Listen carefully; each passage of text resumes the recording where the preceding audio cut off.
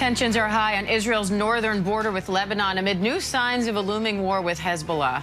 The IDF says its fighter jets hit terror targets in southern Lebanon overnight after Hezbollah launched nearly 300 rockets at Israel. Chief National Correspondent Matt Gutman joins me now from Tel Aviv, Israel, for more on that. Matt, what's the latest on the fighting in the north now?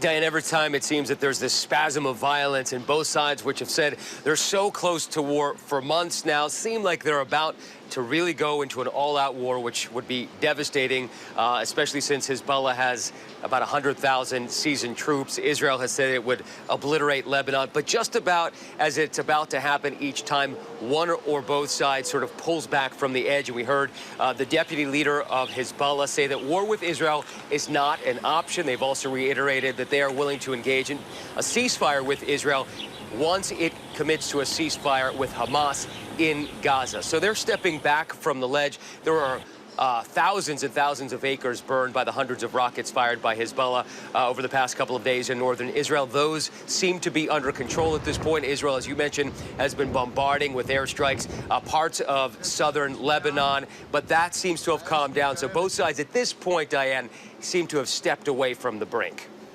And Matt, this comes amid renewed ceasefire talks with Hamas. What are you watching for there?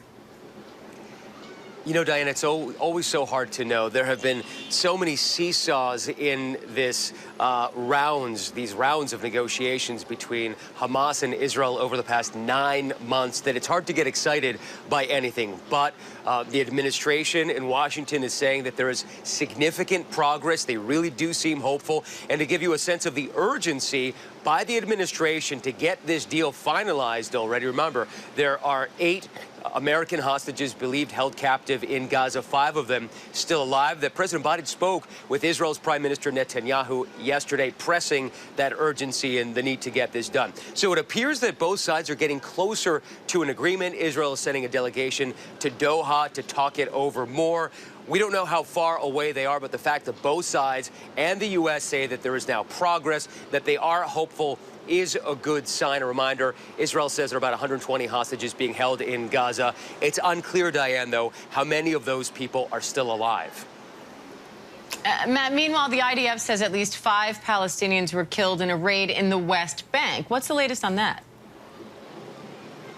Israel has been targeting the northern West Bank city of Jenin, which has been a stronghold of Islamic Jihad and some other militant groups for years. But they have intensified their campaigns in the West Bank, that is the IDF. And the militant groups on the ground say that increasingly they are trying to emulate Hamas in Gaza. So Israel has been trying to crush them, and we've seen raid after raid into towns like Jenin. And Israel is using a method of war that it hasn't used in years in the West Bank, which is airstrikes as well. So obviously the destruction there in Jenin is pretty intense.